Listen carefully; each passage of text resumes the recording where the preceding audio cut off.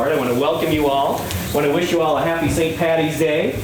St. Paddy's Day is always one of my favorites. Not only am I part Irish, but I also get to wear this green tie without people thinking I'm colorblind, so that's always great. Well, we couldn't be more excited on St. Paddy's Day to be celebrating somebody as rich and as Irish as Oscar Wilde. This has really been a wonderful experience for all of us involved, but I do have some people I'd like to thank. First off, Ed and Susie Butler Ritz. They are sponsoring here.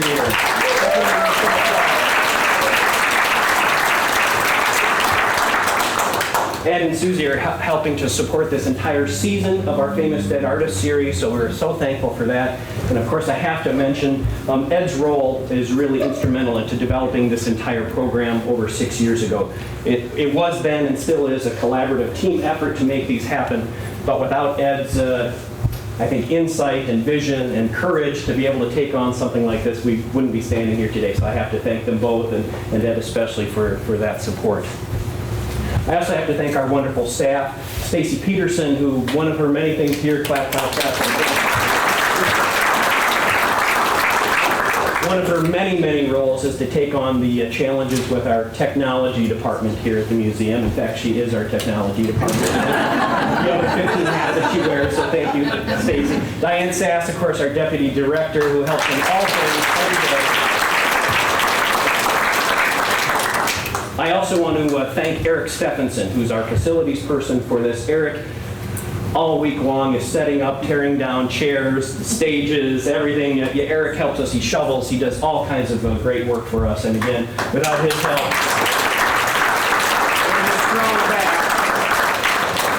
we'd have a tough time putting these together as well. I also want to give a special thank you to Mark and Donna Gibson, who are with us here today. Thanks to some wonderful suggestions during some of our last programs, we were able to get our hands on a second-hand stage, which I'm now enjoying. And Mark and Donna came down for several days and helped us try to strengthen it and get it to a point where we could use it.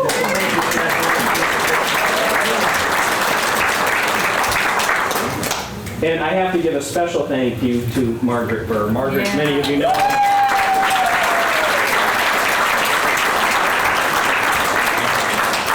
Margaret is our Director of Education. Many of you have probably either taken classes from him, have grandchildren or children that have taken classes with her, but Margaret really pours her heart and soul into this program.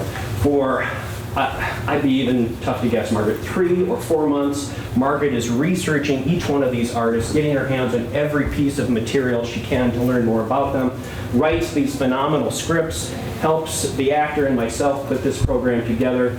It's an extraordinary amount of work. Margaret, it's great to work with you, and thank you for all that you do to make this happen.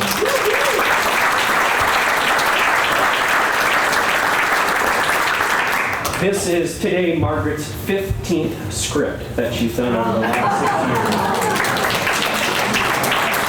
An extraordinary amount of work, as I mentioned. And Margaret is working on her 16th script, which will be Paul Gauguin, which we will do on July 14th, Bastille Day, so come back for that. We're also, Margaret's also working on a script for probably October, November, which we're not able to announce yet, but rest assured we've got some great programs coming up. Now, last and certainly not least, I need to thank Kevin Fernstall, who will be portraying Oscar Wilde today. That's worth a round of applause.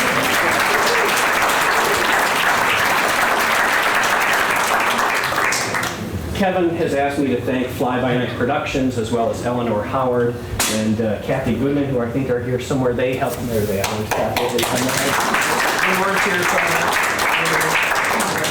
They helped Kevin really put this character to life, and so we're so thankful for their support, not only for this program, but for many of our Dead Artists programs. So thank you, Lenore and Kathy. Kevin does an extraordinary amount of work into these programs. Think about it, Kevin today is going to be up here for about an hour and a half, probably saying more lines than a lead in a Shakespeare play, certainly more than a lead in a Hollywood movie. He puts hours and days and weeks into learning lines, and again, it's not easy to portray a character, a real person. You can only put so much of yourself into that. So really taking on that character and this role has been really something spectacular, and it's been a pleasure to work with Kevin. So enough of my talking right now. I have the great honor of introducing to all of you and welcoming back to Dubuque, Mr. Oscar Wilde.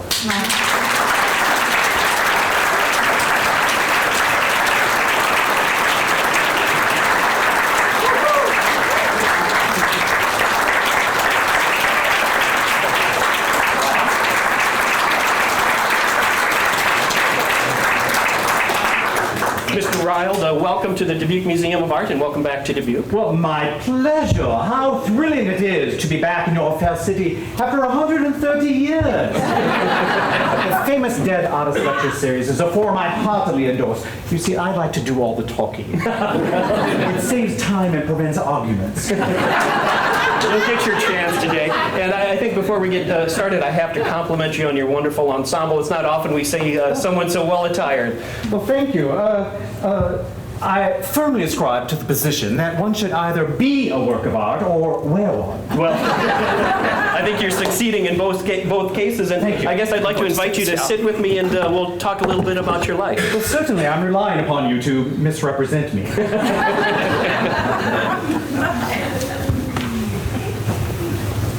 After you, please. Thank you. Now, Mr. Wilde, you were presented with quite a name at your birth. I'm wondering if you could share that with us. Yes, I was christened Oscar O'Flaherty Fingal Wills Wilde. But as one becomes famous, one sheds names, like a balloonist wanting to rise higher, sheds unnecessary ballast. Soon I shall be known simply as the Oscar or the Wilde. Well, given that, I guess I have to ask, how would you like to be referred to today? Well, since we are newly acquainted, you may address me as Mr. Wilde. But perhaps when we are more familiar, we might amend that. Well, I look forward to that, hopefully not for a long time, considering where you're at and where I'm at. Now, Mr. Wilde, I have to say you chose your parents well. Both your father and mother were colorful and remarkable individuals of Irish descent. Ah, the Irish. A nation of brilliant failures. But the greatest talkers since the Greeks. If one could teach the English how to talk and the Irish how to listen, society would be quite civilized. I think you may be right. Now, your father, William, was renowned throughout Ireland for his skill as an eye surgeon, and he's been described as a little bit rough around the edges. Well, father never gave much thought to sartorial considerations, and he had the table manners of a hyena. His crude appearance and manner, though, hid a brilliant mind. Before he was 28, he was a physician, had established St. Mark Ophthalmic Hospital in Dublin, all at his own expense, and he'd been knighted by the Irish census. He was also an author of Celtic books on Irish folklore and antiquities, history. Interesting.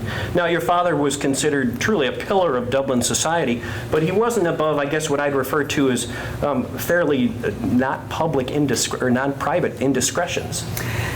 Yes, before and after mother, father sowed his wild oats. He fathered 3 illegitimate children. And on one occasion, he was reputed to have had an affair with the wife of the future king of Sweden while the prince was temporarily blinded following surgery. On another instance, he was taken to court for his reckless behavior, but luckily that result was more injurious to his bank account than it was his reputation. Sadly, in my case, both suffered beyond repair. Now, Jane, your mother, was an Irish nationalist and a prominent poet in her own right, known for her inflammatory work. Now, she worked under the nom de plume Speranza, and she was described as elephantine in build, but had quite an extravagant manner. Mother was born a rabble-rouser who thought her poetry embodied the Irish spirit. She felt she was the elected voice of the Irish people. She once remarked that she would rather rage through life because the orthodox creeping was too tame for her. Now, your mother holds court during her twice weekly salons in which the bohemian artists and intellectuals of Dublin are invited and indeed attend. One occasion, someone asked if they might bring a respectable friend to one of her gatherings. Mother replied, "You must never employ that description in this house. Only tradespeople are respectable." Now, Mr. Wilde, you are born into this mid-Victorian world of affluence and accomplishment on October 16th, 1854. I was a middle child, forever situated between my older brother William and my younger sister Isola. Now, your mother was not keen on putting her writing career on hold to take care of the children. Mother was devoted to us, but the nappies and porridge side of life was a trial. She once wrote to a friend lamenting her circumstances, "Alas, the fates are cruel. Behold Speranza making gruel." Now, Mr. Wilde, Dublin at this time was a very cosmopolitan city. Some believe it was on par with Paris. Your early life is spent in very comfortable surroundings. You have a German governess and a French maid. They, in fact, teach you their native languages, of which you become quite fluent. Music, literature, political discussions dominate the dining room table at your home. Well, as children, we were encouraged to mingle among the doctors and the lawyers and the artists and the academics and the poets that frequented my mother's parlors. Precocity was rewarded, and I was an adept performer. Now, at age 10, you are sent to board at Portoro Royal School in Northern Ireland. And Portoro, in fact, enjoys a superb academic reputation. Some call it the Eton of Ireland. Although you cultivate the appearance of a dawdler, you're actually an excellent student. Yes, my greatest talent was in speed reading. I could manage a 3-volume novel in half an hour and impress my friends with my comprehension. However, I was still considered more skimmer than scholar, but I took high honors in the classics and drawing. Now, tragedy strikes, unfortunately, when your sister Isola dies from a bout of fever. Obviously, you're deeply affected by her death, as any of us can imagine, and you visit her grave, and in fact, you compose a poem for her. All her bright golden hair tarnished with rust, she that was young and fair, fallen to dust. I kept a lock of her hair with me until the end. Oh. Now, following Portoro, you were awarded a scholarship to Trinity College in Dublin. The rarefied setting of Trinity molds you into quite an aesthete. You study aesthetics, art history, English and European literature. As a member of the Philosophical Society, you spend long hours discussing the Pre-Raphaelites and other art movements of the era. Well, I was then and am now a dreamer. And a dreamer is one who can only find his way by moonlight. His punishment is that he sees the dawn before the rest of the world. Now, one of your teachers, John Pentland Mahaffey, he's the chair of ancient history, and he leaves quite a lasting impression upon you. Oh, yes. Mahaffey taught me to love all things Greek. He deliberately took the artistic standpoint on everything, which was becoming more and more my standpoint. Now, Mahaffey introduces you to the finer things in life, instructing you about fine silver, claret, good cigars. He invites you to travel with him to the Mediterranean. Oh, experiencing Italy and Greece brought the classic ideal alive in ways books never could. Now, your Trinity years are capped with 2 fine and final achievements, the Berkeley Gold Medal for Greek and a scholarship to Magdalen College at Oxford. You enter Oxford with soaring confidence, and in fact, it's just the day after your 20th birthday. The 2 greatest turning points of my life were when my father sent me to Oxford and society sent me to prison. Now, Oxford expands your horizons with its humanist-based education. You concentrate your studies again on the classics and contemporary philosophy and become fluent in history, ancient text, and again, English and European literature. Well, education is a wonderful thing, provided you understand that nothing worth knowing can ever be taught. I completely believe that the intellect is not a serious thing and never has been. It is an instrument upon which one plays, that is all. Now, while at Oxford, you actually lose an accent and gain a persona. Yes, I forgot my accent at Oxford and aimed to become the proper English sporting gentleman, which meant wearing tweed and attending cricket matches. I even tried my hand at boxing and rowing.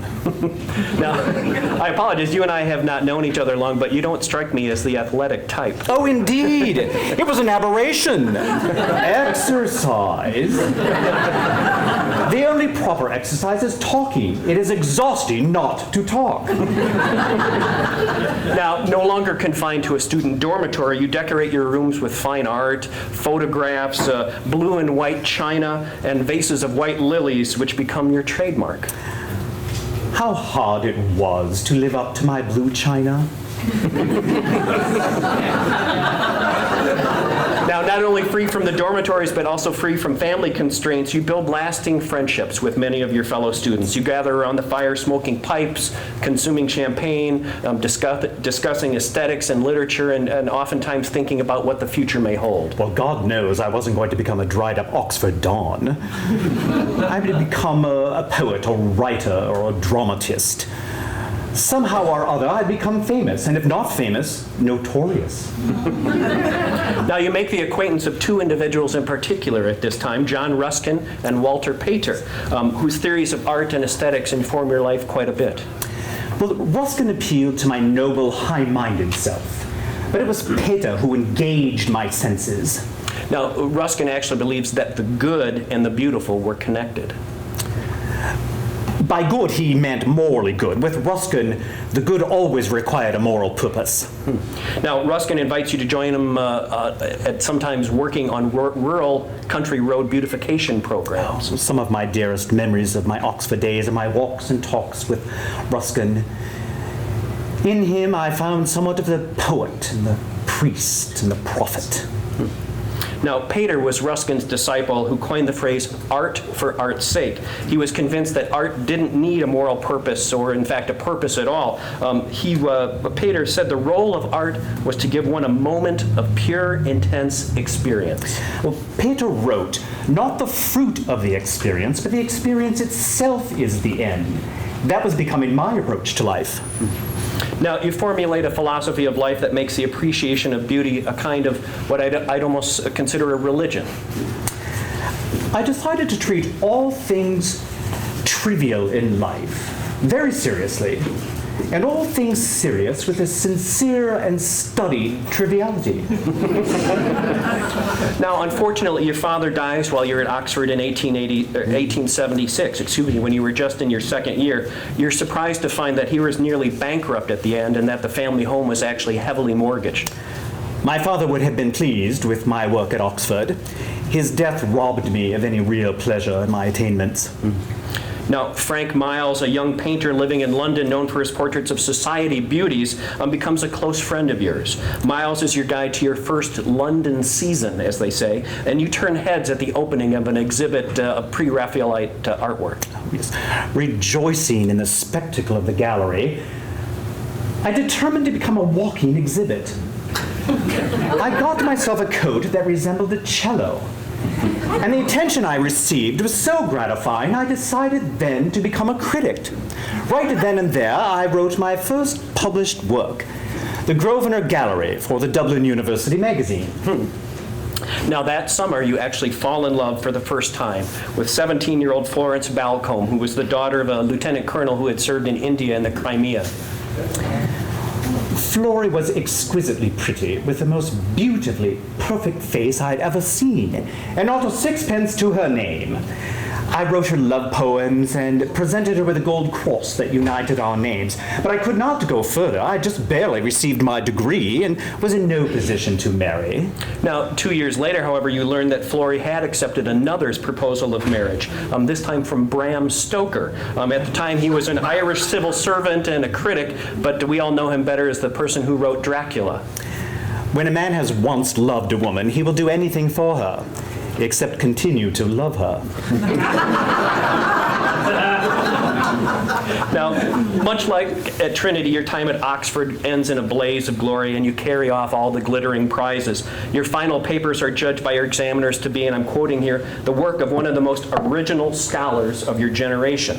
And you're awarded a double first in Greats, as well as winning the Newdigate Prize for your poem Ravenna. On July 19th, 1878, you leave Oxford for London.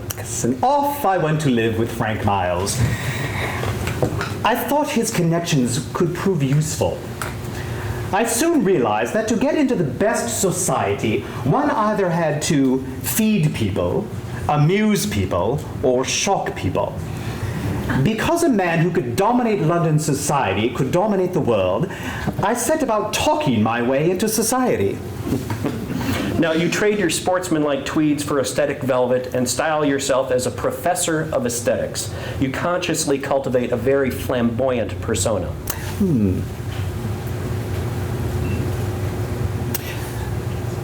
I'm sorry, repeat that for me, please. Yes, you consciously cultivate a flamboyant persona. I am certain of the fact that we are born into an age where only the dull are taken seriously. I live in terror of not being misunderstood. Now, by this point, despite having written only a few poems and reviews, you become an overnight celebrity, appearing regularly in the satirical magazine Punch under the name Jellyby Postlethwaite, of all names, the aesthetic poet who declares that things are too utterly. Most men and women are forced to perform parts for which they have no qualifications. The true artist is a man who believes absolutely in himself because he is absolutely himself. I never falter from playing the part of the artist. Now, caricatures of you in a languid pose, holding lilies or sunflowers, appear regularly in popular newspapers and magazines of the day. I am also certain that the first duty in life is to be as artificial as possible. What the second duty is, no one has yet discovered. Your tireless self-promotion is rewarded and you become much sought after. In fact, Queen Victoria's son Edward, the Prince of Wales, weighs in on your celebrity when he remarks, "Not to know Mr. Wilde is not to be known." There are only two tragedies in this life. One is not getting what you want. The other is getting it. Now, hoping to acquire some additional publicity for yourself and to express some genuine appreciation for her, you meet the actress Sarah Bernhardt at the docks when she comes to London with the Comédie Française. I met Miss Bernhardt in a fashion befitting her divine status, with a sonnet and an armful of Madonna lilies that I threw upon the ground as a carpet for her to walk upon. It's quite an image. Now, you meet the much photographed society beauty Lily Langtry as well, known for her Grecian profile and later a longtime mistress of the Prince of Wales.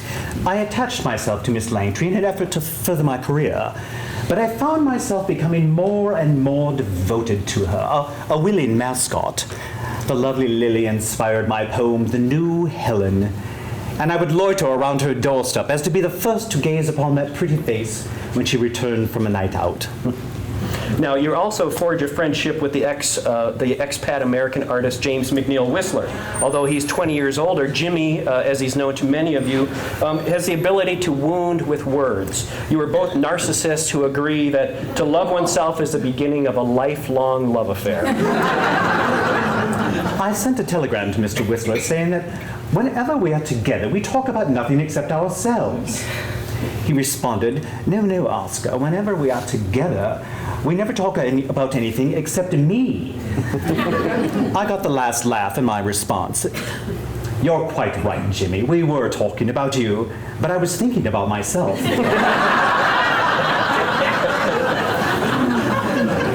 Now, people are initially attracted to you by your effervescent spirit and your quick wit, but your friendships endure because of the extraordinary kindness and generosity you show. Well, I am certain that a man has a right to judge one based on the effect he has over his friends. Generosity, I believe, is the essence of friendship.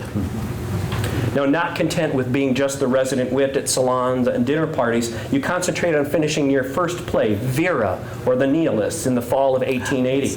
The subject, which is a melodramatic tragedy, involves Russian anarchists, and it was, for the day, surprisingly subversive. Well, I had just moved to a fashionable Chelsea address, and I needed the funds to furnish my new accommodations. Vera proved topical when the Tsar of Russia and President Garfield of the United States had been assassinated by anarchists just months prior to the premiere. Now, another early publication, a volume of poems, was panned by the critics as highly derivative and marred everywhere by imitation, insincerity, and bad taste. Well, the critic must educate the public, but the artist must educate the critic. It is exactly why a man cannot do a thing that he's the proper judge of it. In April 1881, Patience, which is a new Gilbert and Sullivan operetta, opens in London.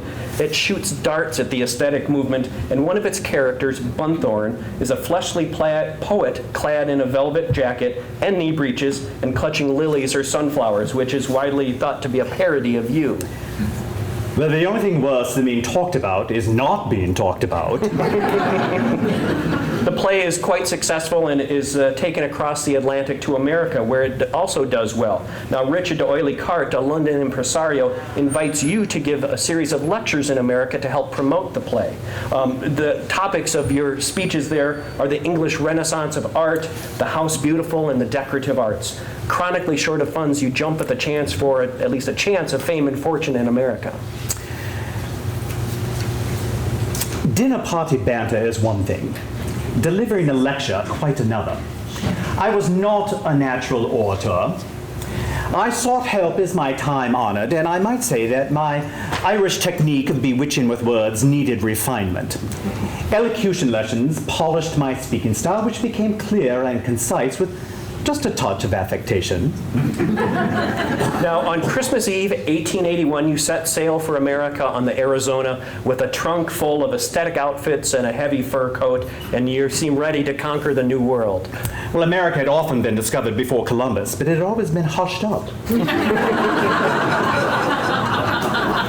Now, landing in New York Harbor on January 2nd, 1882, you surprised reporters with your height and robust physical appearance. They were expecting an effeminate lily-bearing steed, but found instead a strapping 6'3" gentleman. In fact, your first words to the custom agents were, to say the least, memorable. I stepped off the boat with the words, "I have nothing to declare but my genius." I understand how that can be memorable, indeed. Now, your tour of America was initially planned for just 4 months, but it was extended because of its popularity to nearly a year. You keep up a grueling schedule, doing 140 lectures and 250 dates, something like that, and you lecture to both small crowds as well as standing room only groups. You are exhilarated by the enthusiasm and marvel at the diversity that you encounter. America is the only country that has gone from barbarianism to decadence without civilization in between. You may be right, I don't know. Now, hailed as the ambassador of aestheticism, thousands flock to hear you speak, and you proclaim your mission is to make the aesthetic movement the basis for a new civilization. Your words are inspirational, and craft societies as well as museum membership blossom. Yes, I knew that it was personality, not principles, that would move the age, and I was the personality that would move this new age. Now, not everyone is impressed with your aesthetic message, however. You are mercilessly caricatured in the press, and in fact, the Springfield Republican commented that your conduct was a shameless bid for notoriety rather than a devotion to beauty. Well, there are many things that can be said in favor of the press. Giving us the opinions of the uneducated keeps us in touch with the ignorance of the community.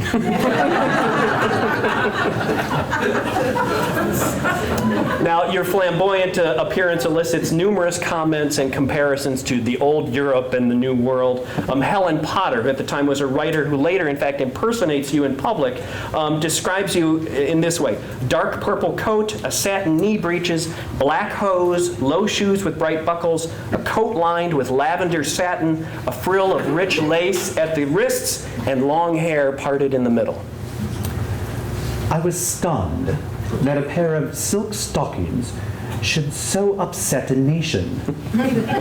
But then America has never quite forgiven Europe for having been discovered somewhat earlier in history than itself. Now, you're also asked by reporters to explain why you paraded down Piccadilly in London carrying a lily with your long hair flowing. Your reply to this question reflects one of your, I think, life's philosophies. Well, I answered, it's not whether I did it or not that's important, but whether people believed I did it. Others ask questions oftentimes of your regarding interior design, such as the proper arrangement of decorative screens. Why arrange them at all? Why not just simply let them occur?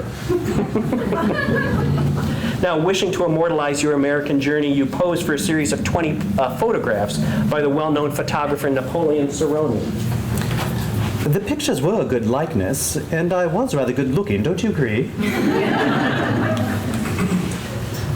Yes, good looks are a snare that any sensible man would like to be caught in. Now, you in fact, while in America still, dine with the poet Walt Whitman, and he impresses you with his largeness of spirit. The elderberry wine we shared was unspeakably vile. But Whitman was one of those large, entire men that could have been born of any age. He was strong and true, and entirely sane. He was the closest approach to the Greek we have yet seen in modern times. Now, traveling west, you give a talk in, of all places, Leadville, Colorado, a mining town in the Rocky Mountains where you descend to the bottom of a silver mine in a bucket. Well, it is difficult maintaining one's aesthetic principles under such difficult conditions, but I must report that I was graceful even in that bucket. I'm sure you were. I'm sure you were. Now, there you drank whiskey and smoked cigars with the men, and later you are invited to open a new vein or silver lode with a silver drill. The silver drill was presented, and the lode was named the Oscar.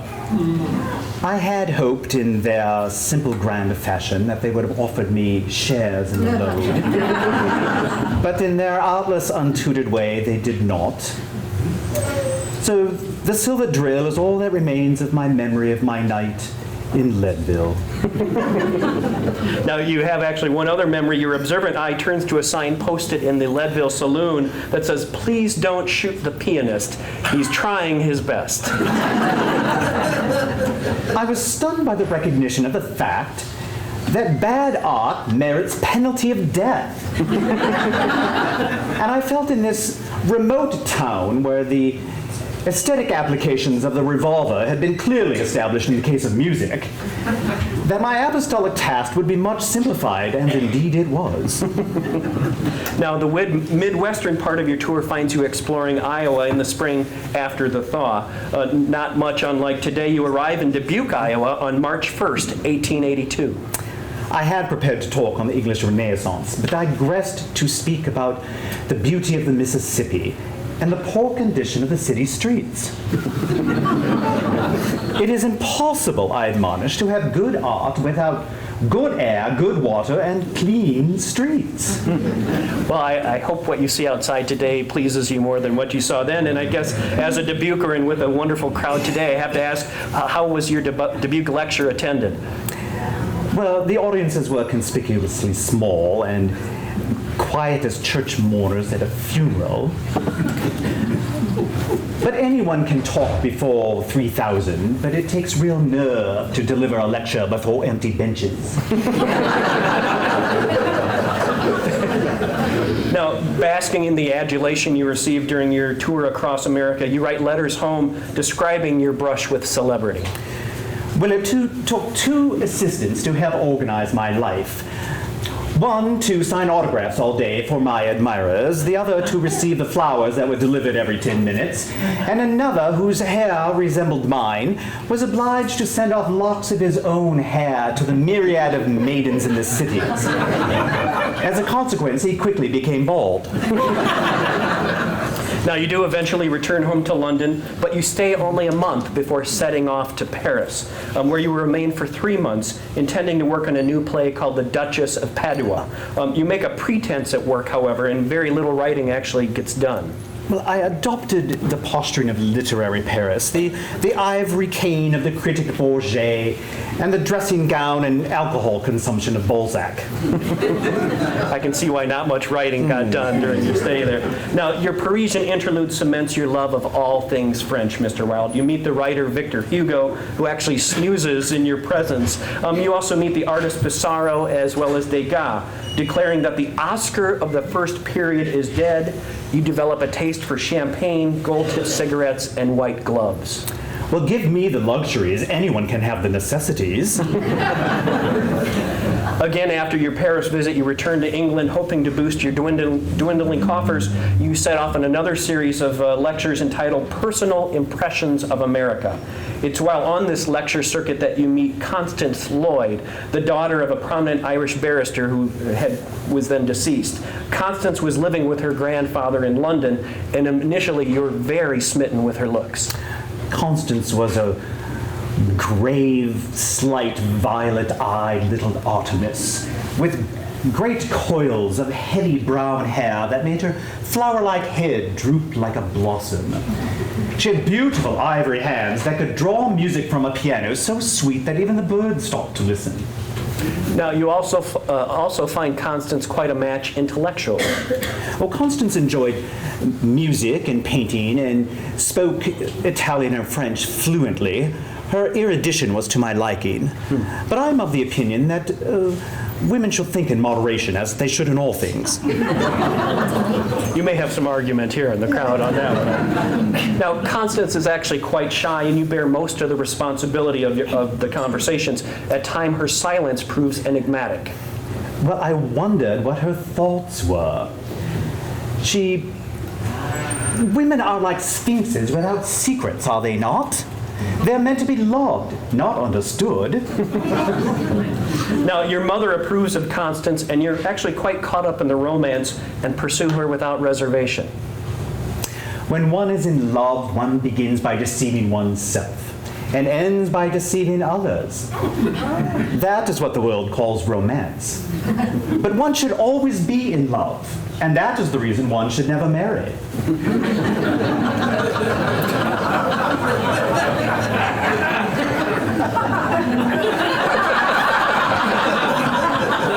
Sorry, my fiance is sitting over there. It's like I'm so sorry. Now, Constance, in fact, is deeply in love with you, Mr. Wilde, and declares that she will, and again, I'm quoting here, hold you fast with chains of love and devotion so that you will never leave nor love anyone else. I was flattered that such a beautiful creature could inspire such feelings. I embraced the silken cords that tied me to her. You, in fact, marry on May 29th, 1884, after a very brief engagement. Well, I'm not in favor of long engagements. I believe they give people the opportunity to discover one's character before the marriage, and that is never advisable. The only proper basis of any marriage is mutual misunderstanding. Now, the wedding is planned in great detail, but by you, however. You actually design the wedding ring as well as the bride's and bridesmaids' gowns, and you pick Paris as the site for your honeymoon. Men marry because they are tired. Women because they are curious. Both are disappointed. At first, I was not disappointed in married life, but I intended to set out to set an example of the prevailing influence of art on matrimony. Now, by the end of June, you and Constance settle into a house on Tite Street that allows you, as a professor of aesthetics, free reign with the interior decoration. Yes, I recall the pervading decor of white, off-white, pale blue, and yellow. There were framed sonnets from Keats and lithographs from Whistler, and it was the perfect, pretty abode for a dreamer and his mate. Now, you were also a leader in the campaign for dress reform, and in fact, you designed an entire wardrobe for Constance. Again, I recall saffron and apple leaf green colored silk robes, cinnamon colored cashmere trousers, and a cape with the ends turned under to form sleeves. Now, with marriage, you abandon your silk breeches and long hair in favor of elegant suits and a short haircut. You cultivate another new persona for the public imagination, this time that of a respectable, conventional married man. It's a part you learn to inhabit, and for a while it seems like you're on another wondrous new adventure. One charm of marriage is that it makes the life of deception absolutely necessary for both parties. As for domesticity, it can age one rapidly and distract one's mind from higher things. Now, Mr. and Mrs. Oscar Wilde become, to use a more contemporary phrase, a power couple in London. You attend lectures and parties and concerts, oftentimes dressed in matching outfits. Your home is a model for the aesthetic movement in interior design, and you host twice monthly salons and many dinner parties. You continue your freelance journalism and lecturing while Constance writes articles on dress reform, and she, in fact, begins a series of children's stories. I was lulled into a sense of security that what a happy marriage can provide. And happy people lack color and individuality. That would have been too much of a good thing. Now married just a year and barely settled into your new home, Constance discovers she is pregnant. 2 children arrive in quick succession, Cyril in 1885, and just 17 months later, your other son, Vivian. When I married my wife, she was a beautiful girl, slim and white as a lily. In a year or so, that flower-like grace had all but vanished. She became heavy and shapeless and deformed and dragged herself around the house in uncouth misery. It was dreadful. I tried to be kind and forced myself to touch and kiss her, but it was all so loathsome. I would wash my mouth and open the window to cleanse my lips in the pure air. Now, despite your distaste regarding pregnancy and the wish for a daughter who you would have named Isola, you deeply love your boys. And in fact, you're quite a wonderful father. You often play with them on the beach and build sandcastles. You lay on the rug and play with they and their toy trains, that sort of thing. The way to make children good is to make them happy. Cyril and Vivian were the light and joy of my life, and with them I could relive my own happy childhood. Now, you regale the boys with tales of the Happy Prince, and your bedtime stories are eventually compiled and published in 1888 and become instant classics. I had about as much intention of pleasing the British child as I did pleasing the British public. I hated the fact that they were written for children alone, and I referred to them as not written for children, but for childlike people from 18 to 80. Now, also published are a series of stories inspired by folklore and superstition and the supernatural. Such titles as The Canterville Ghost and Lord Arthur Saville's Crimes are filled with a sense of mystery. The paranormal held a fascination for me, and my Celtic soul was all bound up in ghosts and God. And in fact, oftentimes you'd visit a palm reader as well. Yes, the palm reader told me that my left hand promised brilliant success, and my right hand showed impending ruin. My left hand was the hand of a king, and the right hand was the hand of a king sending himself into impending exile. Very telling, I think, as we get on with our time today. Now, Mr. Wilde, your wit is renowned and much quoted. Even today, more than 100 and some years after your passing, your bon mots are legendary. Would you kindly indulge our audience and recount some of your more memorable quotations? Memorable? Aren't they all memorable? What you're asking me to do is perform like the trained seals at the London Zoo. Well, but my apologies, but since this is St. Patrick's Day, would you please honor all of the Irish and all of those who are at least part Irish, those lords of language whose legacy of fine speaking you advance? Fine speaking, you say? Some would call it blarney. Well, so be it. I shall entertain you with a recitation of a few items here. Are you all ready with pencil and paper? You might want to steal or appropriate some of these for later. Let's see. Be yourself. Everyone else is already taken. A cynic is a man who knows the price of everything and the value of nothing. Every saint has a past, every sinner has a future. No good deed goes unpunished. You're welcome. Always forgive your enemies. Nothing annoys them so much. Never love anyone who treats you as if you're ordinary. Work is the curse of the drinking classes. The pure and simple truth is rarely pure and never simple. Thank you.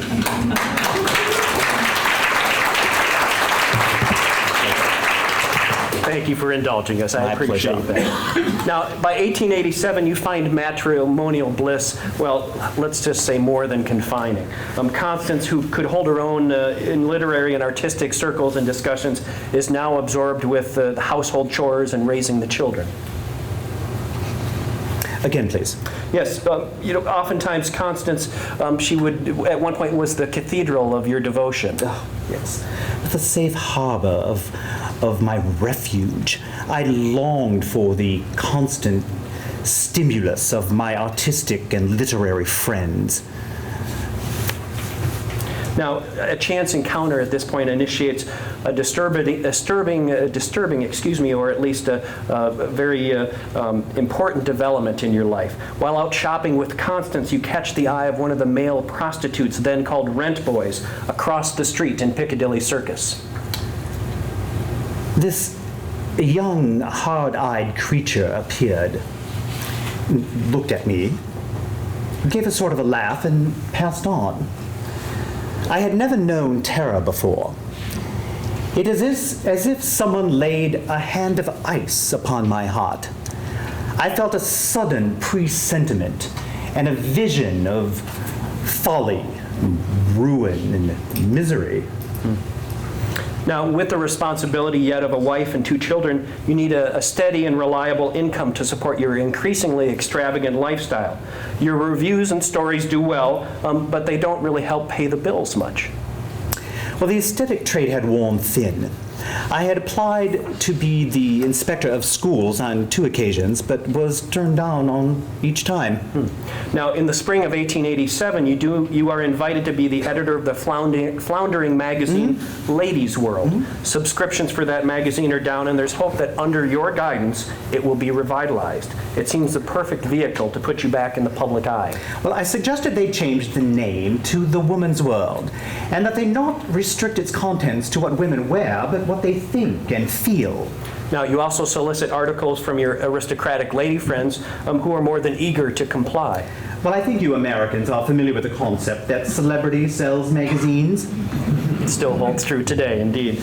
Now, your work at the magazine begins in November, but you soon tire of the monotony of a regular position and you leave after only a year. I was an unfit urban commuter. I tried going in an hour 3 days a week, but then struck off one of the days.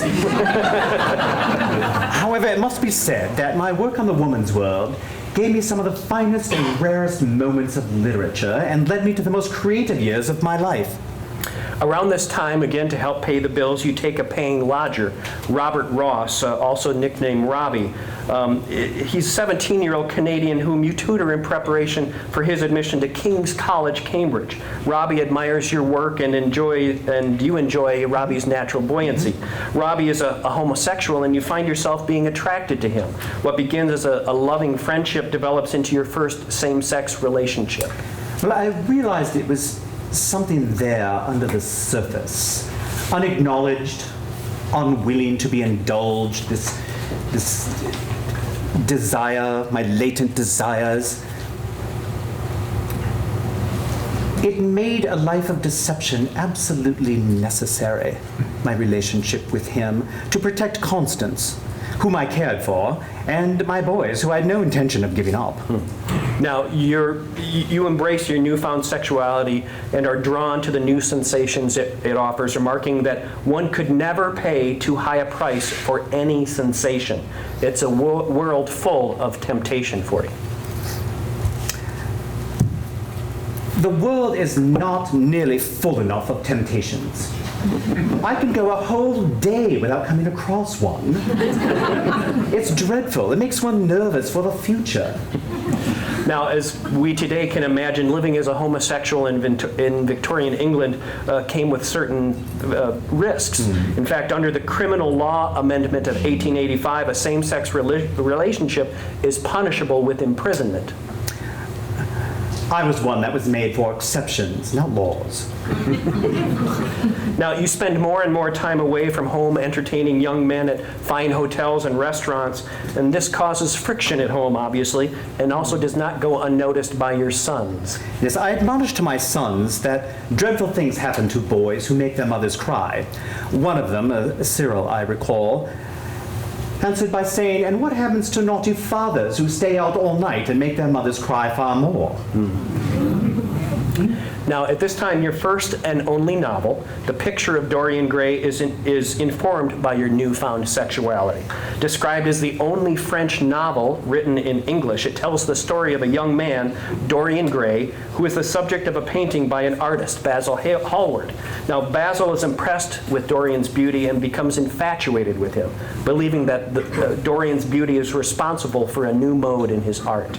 Well, Dorian was inspired by a new breed of Frenchmen I had met in Paris, the Decadents.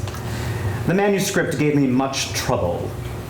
I was afraid it was becoming more like me, all conversation and no action.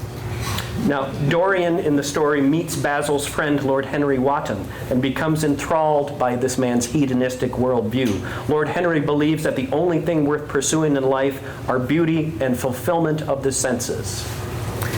Well, some say that beauty is superficial, and that might be, but it's not nearly as superficial as thought is. I mean, beauty is the wonder of wonders, and it is only shallow people who do not judge on appearances.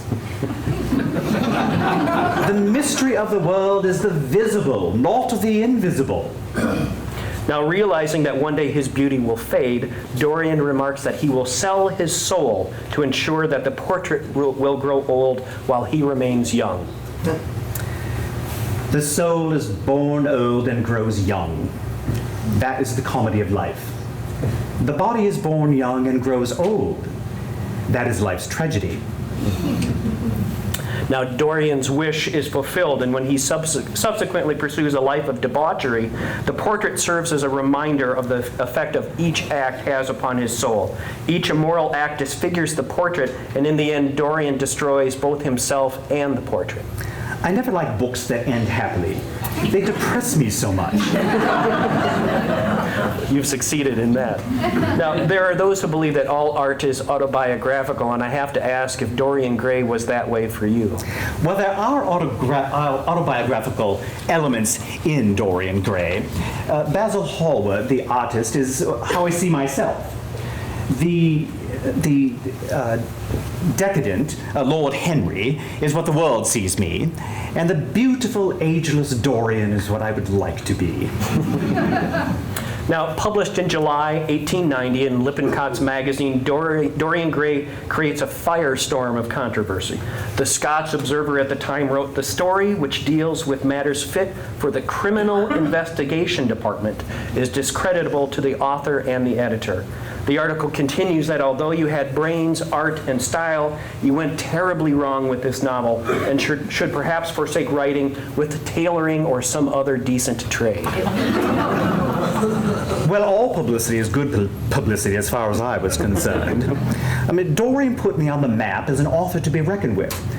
Though Constance looked at things differently, she said, "Since Oscar has written Dorian Gray, no one will speak to us." Late in 1891, you returned to your beloved Paris, this time to write a new play called Salome.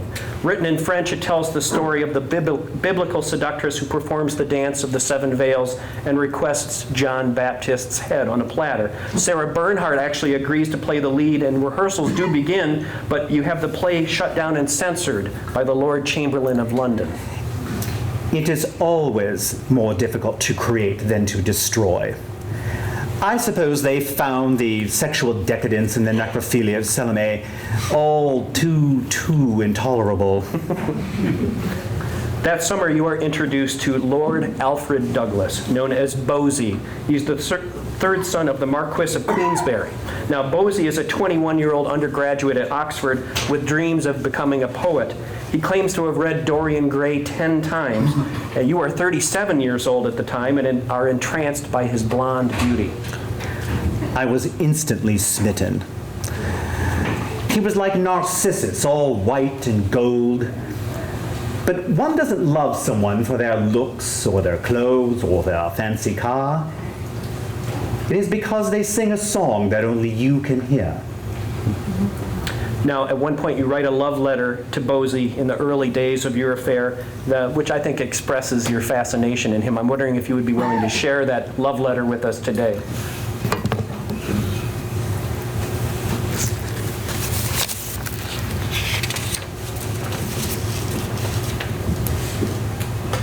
Those red rose-leaf lips of yours should be made no less for the madness of music and song than for the madness of kissing.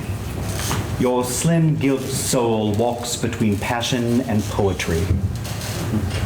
Now you lavish Bosie with extravagant gifts, and together you rent a summer cottage and often take trips abroad. You share hotel suites on the pretense that you need time away from home to write undisturbed. At one point, Constance actually comes looking for you at the Savoy and wonders when you might be coming home again. I told Constance that I had been away for so long I forgot where my house was. She left in tears. Now, Bosie shares your obsession with gathering new sensations, and in fact, he introduces you to what was then a corrupt and very dangerous homosexual underworld, where servant boys, lackey, groomsmen, newspaper peddlers, called the rough trade, sold their services. Bosie is both knowledgeable and comfortable in this world and leads you to the edge of an abyss. Well, some thought it dreadful that I entertained at dinner the evil things in life and took pleasure in their company. It was like feasting with panthers. The danger was part of the excitement. They were the brightest of gilded snakes, and their poison was part of their perfection. Now, you become an easy target for blackmailing when they find incriminating letters in your cast-off suit pockets. You, in fact, present these rent boys with silver cigarette boxes, sometimes engraved with the words, "For services rendered." Desire was a malady, or madness, or both. I became reckless with the lives of others. I took passion where it pleased me and passed on. I forgot that the little actions of the common day make or unmake character. And what one does in the secret chamber may be one day cried aloud from the housetops. Now, Bosie is the product of a highly dysfunctional family. His father, again the Marquis of Queensberry, known for his rules on boxing, is mentally unbalanced and capable of causing grief to the objects of his wrath. Queensberry objects to what he perceives as an inappropriate relationship between his son and you. His hackles are raised even more so when a copy of one of your love letters to Bosie falls into his hands, and in fact he forbids Bosie to see you again. I tried to ignore Queensberry's escalating threats with work. But for a nature like mine, work is not reality. It is a way of getting rid of reality. But Bosie's continual demand for attention prevented me from really concentrating on my work. It also becomes apparent that beneath Bosie's charming exterior lurks a volatile temper, not unlike his father's. Bosie is easily bored and lashes out at you, taunting your middle-class desire for work and wounding you with jabs concerning your physical appearance. Well, hearts are made to be broken. Bosie's scenes killed me, and they wrecked the loveliness of life. It broke my heart. We were spoiling each other's lives. Separation was the only wise and philosophical thing to do. In a pattern that in fact repeats itself many times, you quarrel and part, and Bosie takes off to exotic locations such as Egypt and other venues. Despite frequent distractions, this is actually a very productive period in your life as well. Your play, Lady Windermere's Fan, opens in February 1892, followed by A Woman of No Importance, and a year later, An Ideal Husband. In 1894, The Importance of Being Earnest opens to rave reviews. Finally, I was receiving compensation for the lines I had been giving away for free. As another publicity stunt, you ask your gentleman friends to wear a green carnation in their lapel. I see some here today. It becomes a symbol of fraternity and takes on the suggestiveness of the lilies and sunflowers of your earlier aesthetic movement. What did the green carnation signify to you? Nothing whatever. But that's exactly what nobody would guess. Your plays, in fact, mock Victorian society and the social hierarchy therein, and the masks worn by the upper classes. The plays, in fact, hold up a mirror to the hypocrisies of this society. Well, a mask tells more than a face. A man is least himself when he is talking in his own person. Give him a mask and he'll tell you the truth. Now, enthusiastic audiences flock to the West End theaters to be entertained by your plays. They're financially lucrative as well, and during your peak period, you earn the equivalent of $10,000 a week in today's dollars. Well, I never wanted the money. People who want that don't pay their bills. I never paid mine. Now, in fact, the more money you make, the more money you spend. Yes. People who live within their means suffer from a lack of imagination. Not only do you indulge Bosie, you also splurge for yourself on custom-tailored suits, gold-tipped cigarettes, books, and art objects, and in fact, you have a carriage and driver who's at your beck and call constantly. My tastes are simple. I'm satisfied with the best.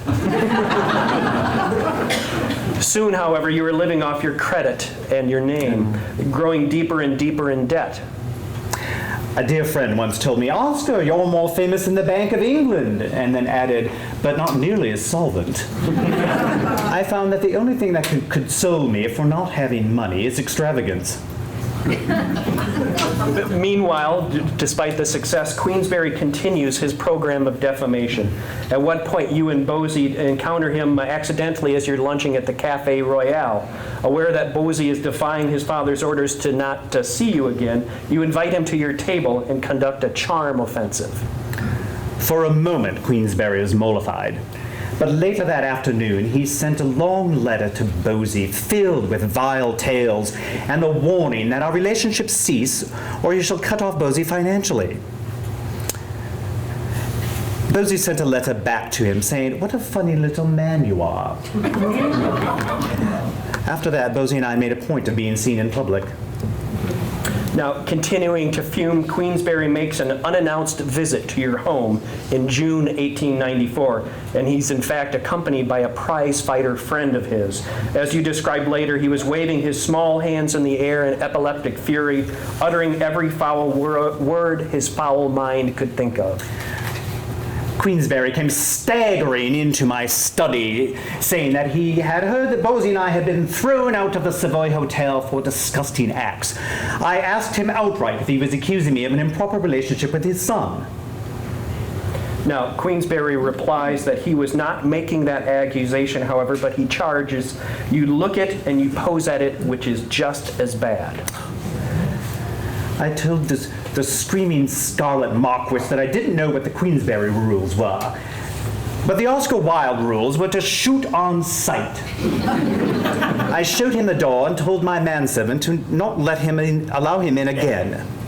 Now, that same fall, Queensberry's heir and Bosie's older brother Francis is killed in what is reported to be a hunting accident, but what many believe to be a suicide. There was a deep suspicion that Francis also was being blackmailed for his relationship with Lord Rosebery, the then Prime Minister. Now, Queensberry was not about to lose another son to what he considered an inappropriate relationship.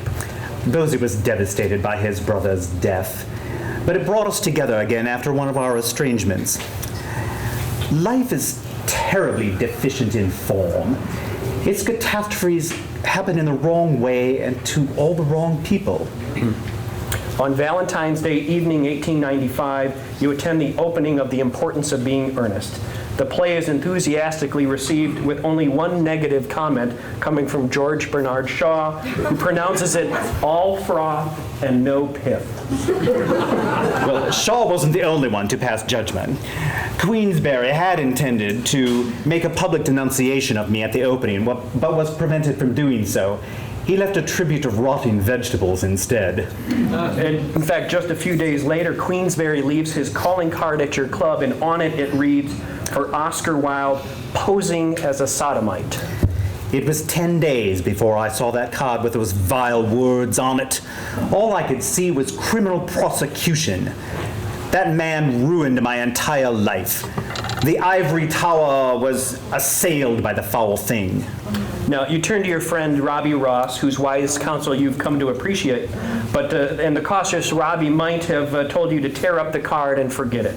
Unfortunately, the hot-tempered Bosie gets to you before Robbie does. He goads you into suing his father for criminal libel. I was no longer the captain of my soul and did not know it. I allowed Robbie to dominate me and his father to frighten me. My judgment forsook me. I could no longer find an escape from either one of them. I staggered as an ox into the shambles. Now, Charles Humphreys, your solicitor, asks if there's any truth to Queensberry's allegations, and you respond that there are no grounds. A warrant is then issued for Queensberry's arrest, and the first of 3 trials begins. I did not know that Queensberry had his investigators digging up filth. It was not long before they had hard evidence that I was not merely posing, but in fact, practicing. Now, the trial of Wilde v. Queensberry begins on April 3rd, 1895 at the Old Bailey. In fact, a former classmate of yours from Trinity, Edward Carson, is Queensberry's counsel. I imagined Carson would perform his task with the added bitterness of an old friend. Now, you arrive to a packed courtroom filled with journalists waiting in prey for a sensational story. In the old days, men had the rack. Now they have the press. Carson's examination of you concentrates on your literary work and your past relationships. What was truly on trial was the audacity of my friendships. Now I ask you, does it really matter what people do in the bedroom as long as they don't do it in the streets and frighten the horses? In the literary part of the examination, Carson asks you about the alleged perversion in your novel, The Picture of Dorian Gray. There is no such thing as immoral work. Books are either well written or badly written. The only books that the world considers immoral are those books that show the world its own shame. Now, Carson takes the moral high ground and moves to questioning you regarding your past relationships. He produces items ranging from fine clothes to silver-mounted walking sticks and cigarette cases that you freely admit giving to young male companions. I have never met anyone in whom the moral sense was dominant, who was not heartless and vindictive and cruel and entirely lacking in the simple sense of humanity. Moral people, as they are termed, are simple beasts. I would rather have 50 unnatural vices than one unnatural virtue.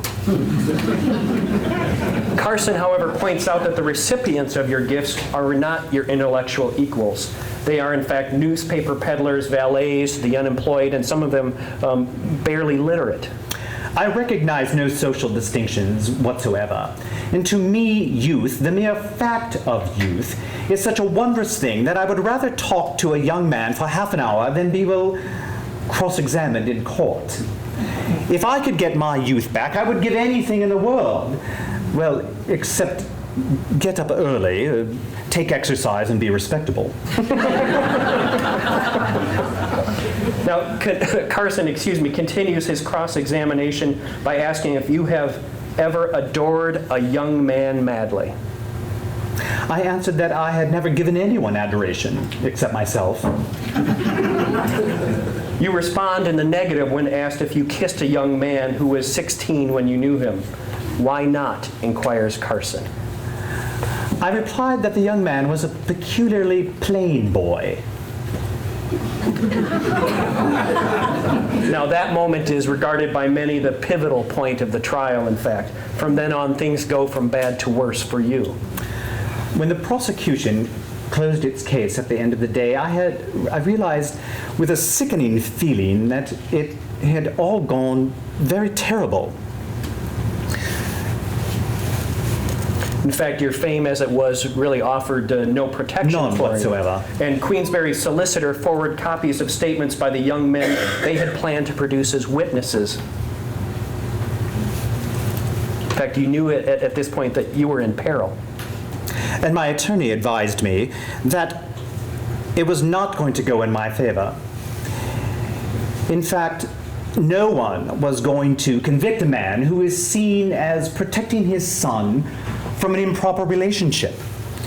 I was advised to withdraw the suit of libel against Queensberry and agree and consent to a verdict of posing, which I did.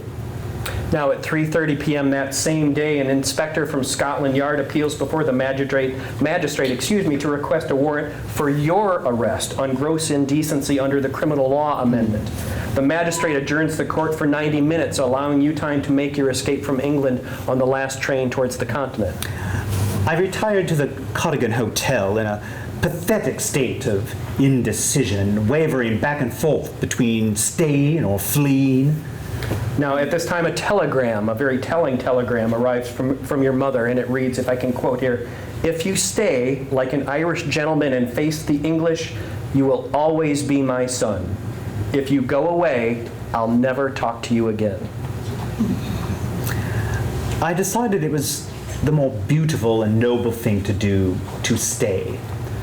I did not want to be called a coward or a deserter or take false name and shame and live a hunted life. All of that was not for me.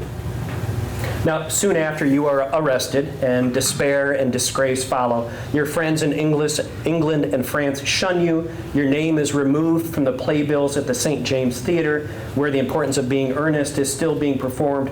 Tours of your play on the continent are canceled, and your loved possessions are auctioned off by creditors to pay your debts. The public is wonderfully tolerant. They forgive everything except genius. Now, Constance at this time sends your sons to Switzerland, but she remains in London until your final trial, after which point she also goes abroad. She visits you one time in prison to deliver the news of your mother's passing. Your first criminal trial opens on April 26, 1895, and the prosecution produces a parade of young male witnesses who express shame and remorse over their actions with you. By the end of the trial, there is little doubt that you had, in fact, engaged in homosexual activities. Well, a good reputation is one of the little annoyances to which I've never been subjected. On the fourth day of your trial, you took the stand denying all allegations of indecent behavior. A memorable moment of the trial comes during your response to a question about the meaning of the phrase, "the love that dare not speak its name," from Two Loves, a poem Bosie wrote for you. What is the love that dare not speak its name?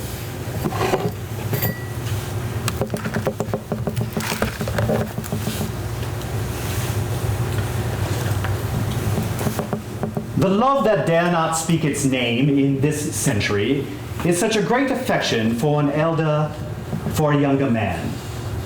It is that deep spiritual affection that is as pure as it is perfect. It dictates and pervades great works of art like those of Shakespeare and Michelangelo. It is in this century misunderstood, so misunderstood that it may be described as the love that dare not speak its name. And on account of it, I am placed where I am now. It is beautiful, it is fine, it is the noblest form of affection. There is nothing unnatural about it. It is intellectual. It is repeatedly exists between an elder and a younger man when the elder has intellect, and the younger man has all the joy and hope and glamour of life before him. That it should be so, the world does not understand. The world mocks it, and sometimes puts one in the pillory for it. Now, Mr. Wilde, the jury deliberates for over 3 hours before concluding that they could not reach a verdict on most of the charges. On May 25th, 1895, following the second trial, you are in fact convicted of gross indecency, and the judge passes the severest sentence the law allows: 2 years hard labor in prison. You ask to speak but are not allowed to. You must wait an excruciatingly long time for the train that will take you to prison. Of all possible objects, I was the most grotesque. When people saw me, they laughed. When they were informed as to who I was, they laughed even more. For half an hour, I stood there, surrounded by the jeering mob. And for a year after, I wept every day, at the same hour, and for the same span of time. The next 2 years are spent in a 10 by 13 unheated cell with no toilet and only enough food to keep you alive, but not enough to make it worthwhile to live. There are no writing materials, and the only reading matter is religious in nature. Your jailer declares that they intend to knock the nonsense out of you, which takes the form of working on a treadmill for 6 hours a day, 30 minutes on with a 5-minute break. No longer Oscar Wilde, you are now known as C3.3, your cell number in Reading Jail. The terrible thing about prison is not that it breaks your heart, but that it turns your heart to stone. Eventually, you are given some writing materials by the chairman of the prison commission, who is somewhat sensitive to your plight. There you compose De Profundis. In it, you seek to make sense of your life with Bosie. Well, life is never fair, and perhaps for most of it, that's a good thing. Now, De Profundis is a meditation on human suffering and casts you in the role of a Christ-like artist crucified by society. Bosie is the Judas who ultimately betrays you. In De Profundis, you speak of your lost greatness, human nature, and what you may be like once you are released from prison. Would you read a passage from De Profundis for us? Gladly.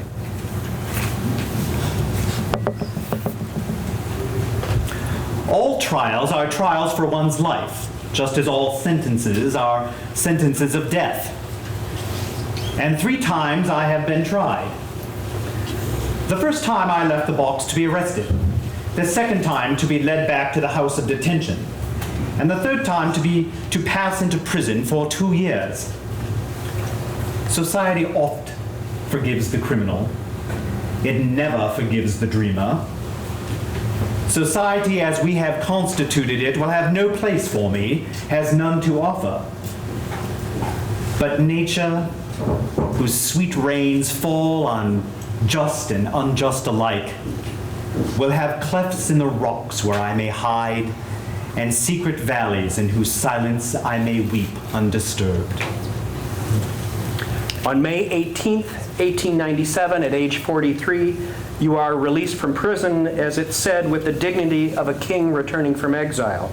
That evening you leave for France under the pseudonym Sebastian Melmoth, appropriated from your great-uncle's novel, Melmoth the Wanderer. What challenges, other than the obvious financial or social ones, did you face in prison once you're released?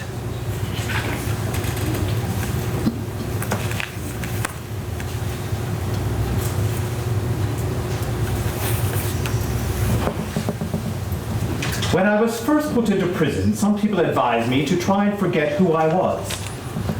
It was ruinous advice. It is only by realizing what I am that I have found comfort of any kind.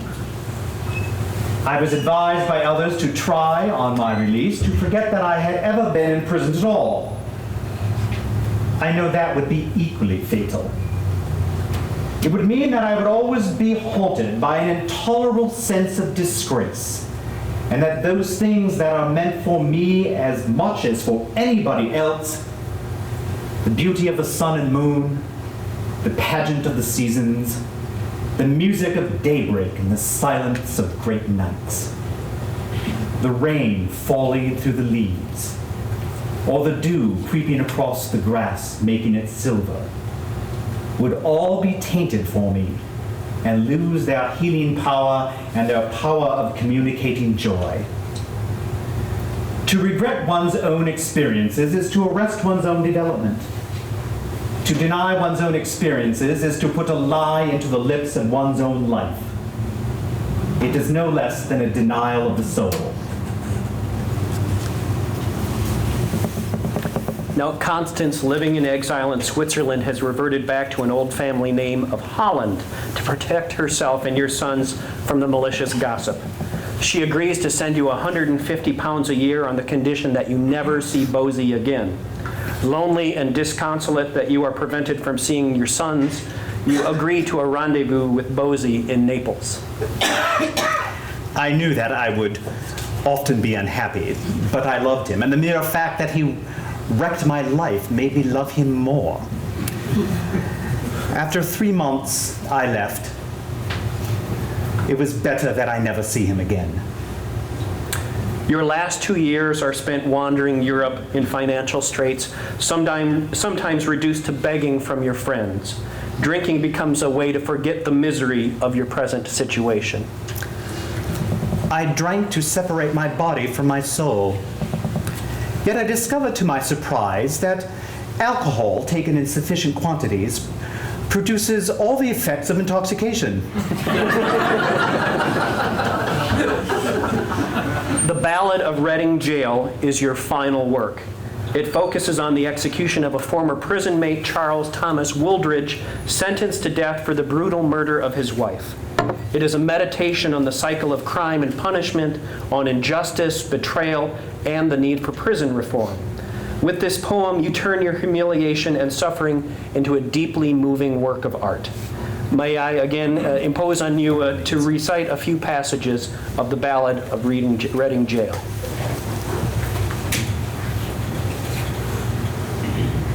Yet each man kills the thing he loves. By each let this be heard. Some do it with a bitter look, some with a flattering word. The coward does it with a kiss, the brave man with a sword. Some love too little, some too long. Some sell, others buy. Some do the deed with many tears, and some without a sigh. For each man kills the thing he loves, yet each man does not die. Thank you for sharing that. Now, Mr. Wilde, Constance dies of complications from spinal surgery in 1898, and all hope of seeing your boys again evaporates. You visit her grave, however. It was tragic seeing her name carved on a tomb, her surname, not my name, not mentioned. I was deeply affected by the sense also of the uselessness of regrets. Nothing could have been otherwise. Life is a terrible thing. Now, you try to write, but have no energy or inspiration. I wrote when I did not know life. Now that I know its meaning, I have no more to write. On October 10th, 1900, not far into a new century, you have an operation on your right ear to repair damage from an abscess you suffered while in prison. Complications set in, and you are eventually diagnosed with meningitis. I did not think that I would live to see the new century. I thought that if this century began and I was still alive, it would really be too much for the English to stand. You linger for a month in and out of consciousness. The wallpaper was killing me. One of us had to go. There's the wallpaper. Mr. Wilde, you do eventually expire on November 30th, 1900, and you are buried in a pauper's grave. Your old friend, Robbie Ross, salvages your estate from bankruptcy, and 9 years later, he's able to move you to your present resting place at Père Lachaise.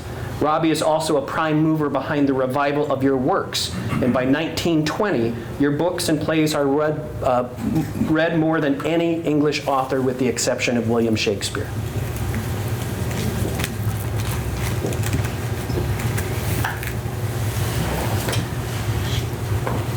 Death must be so beautiful.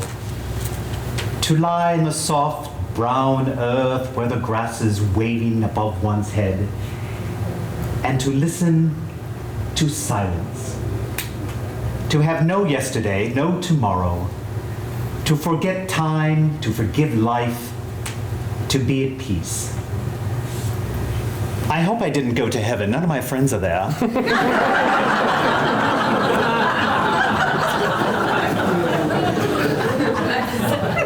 Now, Mr. Wilde, you were not allowed to speak after the verdict was read at your trial. I understand you've prepared something now that you have the opportunity to do so, and it's something that might put your incredible life into some perspective. Do you want to know the great drama of my life? It's that I put all my talent into my works and my genius into my life. I was a man who stood in symbolic relations to the art and culture of my age. I felt it myself, and I made others feel it. I awoke the imagination of my century so that it created myth and legend around me. The gods had given me almost everything. I had genius, a distinguished name, high social position, brilliancy, intellectual daring. I made art a philosophy and philosophy an art. I altered the minds of men and the color of things. There was nothing I said or did that did not make people wonder. I treated art as the supreme reality and life as mere mode of fiction. I summed up all systems in a phrase and all existence in an epigram. But I let myself be lured into long spells of senseless and sensual ease. I amused myself with being a dandy and a man of fashion. I surrounded myself with the smaller natures and meaner minds. I became a spendthrift of my own genius, and to waste an eternal youth gave me curious joy. While I see there is nothing wrong with what one does, I do see that there is something wrong with what one becomes. It is well to have learned that. Thank you.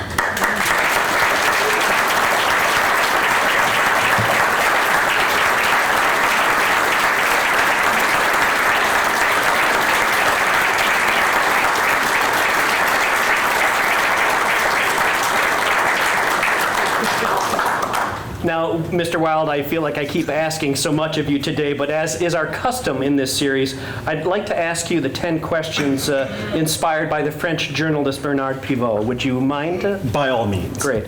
What is your favorite word? You're going to limit me to a word, are you? All right, my favorite word, love. Because it will waft like a petal until it settles on your hair. What is your least favorite word? Sodomite, I imagine.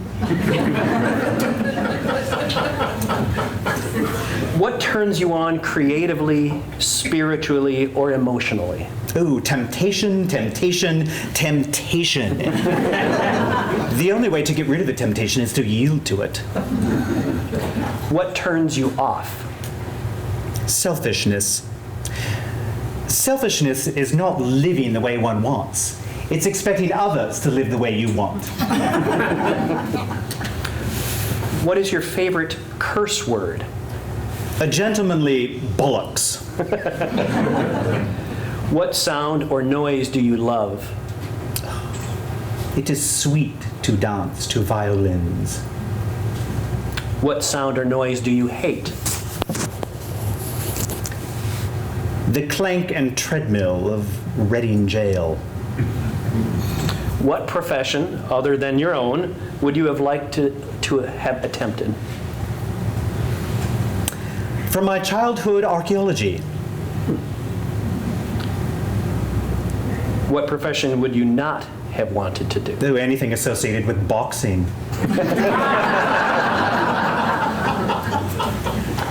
If heaven exists, and by now you know, what would you like to hear God say when you come through the pearly gates? Well, since I do all the talking, I would have to ask first. I would like to know if God also thought that when he created man, he perhaps overestimated his ability.